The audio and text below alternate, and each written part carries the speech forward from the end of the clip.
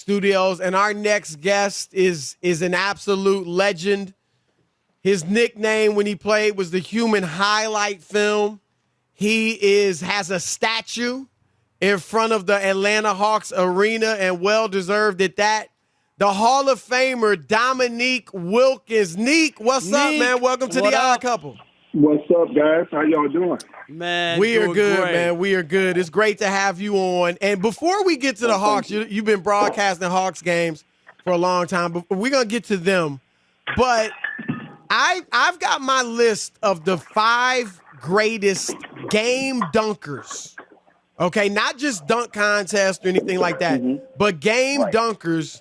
And I want to run it by you and get your honest opinion. Okay. At number 5, I've got Blake Griffin. I had to give the light-skinned brother some love. Of course. Nick, I got to deal with this every day. You know, Steph's great. Steph is great. Anybody so light-skinned is great. We gonna Trae get to that. Young. All right, go ahead. Number 4, Michael Jordan. Number 3, Dominique Wilkins. Number 2, Dr. J. And number 1, Vince Carter. Your thoughts? He hates your list. I may have a problem with the order.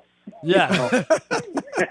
I might have a problem with the order, but it's a good list. It's a great list. No question about it. It's a great list.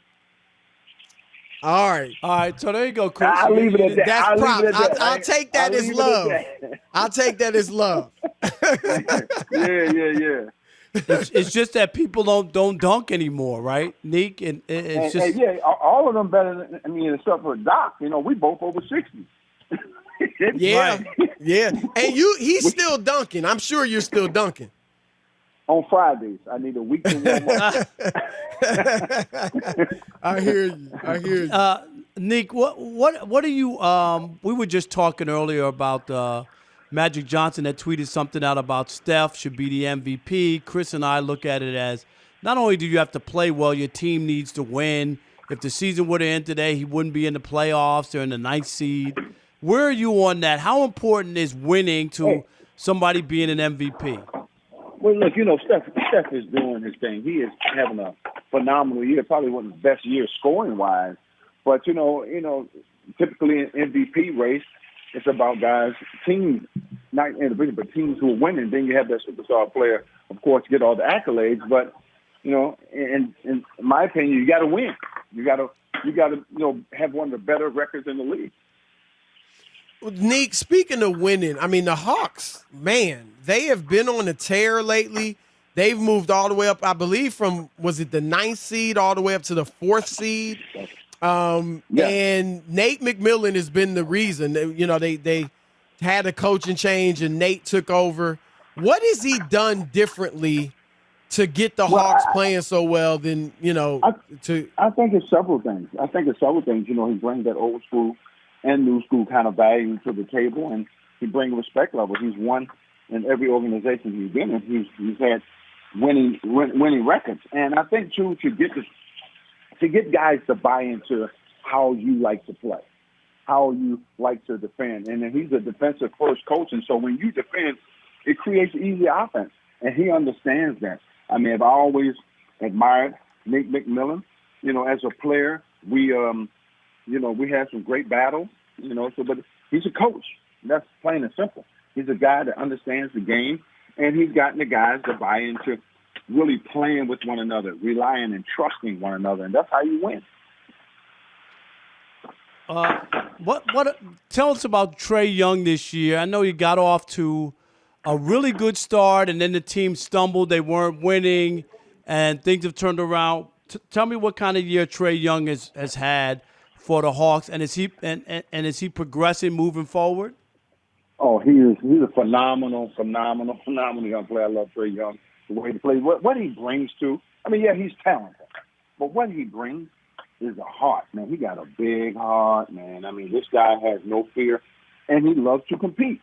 And now he's learning really how to play that point guard position even more. He's getting his teammates involved. You look at guys like Bogdanovic is playing, Gallinari, John Collins, Capella. I said to our GM, I said, I don't know if I ever seen the team, in a long time that gets as many dunks as we get. And that's because of the way Trae Young sets some guys up to be successful. It's plain and simple. He's a great little point guard.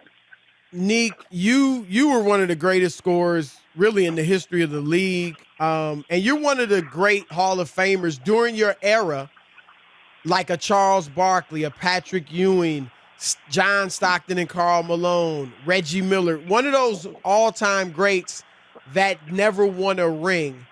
But had you had a mentality like some of these guys today, you could have went and teamed up with a Magic Johnson, an Isaiah, any question. of these guys. Talk about that. I could have went to a lot of teams when I was becoming a free agent, but my main objective, I wanted to win for Atlanta. I wanted to win for this team. This is a city that embraced me, a city that's made me their native son. So I wanted to do everything I could to win here. And if I didn't win a championship, hey, I could live with that. But, it didn't. I had nothing to be ashamed of, to hold my head down. But you look at all those guys. You look at Stockton Malone, great players. Same situation. I was just one, maybe two players away from winning. Because if I didn't get 30 at night, it was hard for us to win. Right. As simple as that. How do you think about the moving around today? Does it bother you at all? Do you think it waters the game down or what?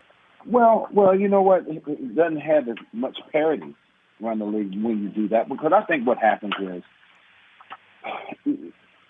and I always believe in this, Michael Jordan and I talked about this many times. The only way you measure your greatness, you play against the greatest player. That's from what I believe. But it's different time, different era. Everybody, they do things the way they do it. It's a new time, and it's a new era, and guys have a new focus. So, I don't look down on that. I'm just explaining how we get things. But Dominique, I agree with you. I call it the AAU mentality, where the 3 or 4 best players in the AAU circuit from play on the same team, and then they beat nobody, right? And then they think they proclaim they're the best. We were undefeated. The competition does matter, doesn't it? It just does. It does matter. Oh, absolutely. It absolutely matters. And I think what happens is, when you AAU, basically, for many, many years, it taught individualism instead of team concept. And so guys lost too many games to worry about winning or losing, because it's on to the next game. Yeah, no, that hit it on the head. Neek, we're closing, but you've been broadcasting Hawks games for a while, doing a great job there. I know you're vice president of basketball and you consult special advisor to the CEO. But have you ever had, or do you still maybe have any aspirations to coach or even to get more, like build a team, more so than kind of advise or consult, like be a more hands-on front office guy? Have you ever had those aspirations or maybe still have them? I think most guys in my situation who've, been those kind of iconic type of players, their aspirations is to be a part of something bigger than themselves. I mean, one guy, who wouldn't? And any guy say he wouldn't want that is not telling you the truth. So I would love to be in those and explore some of those situations. No question, but this city here for me in Atlanta has been so great as far as how I've been received in the city. Of course, yeah, I'd love to be a part of that.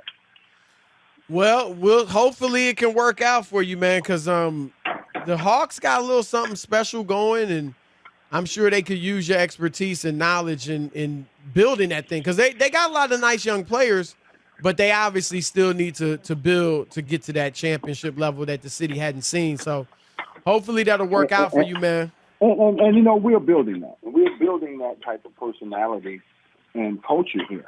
Like I said, our ownership, Tony Westman and our group here has done an amazing job, outstanding job of putting the right pieces together. And you're still building, you still got work to do, but Rome wasn't built in a day.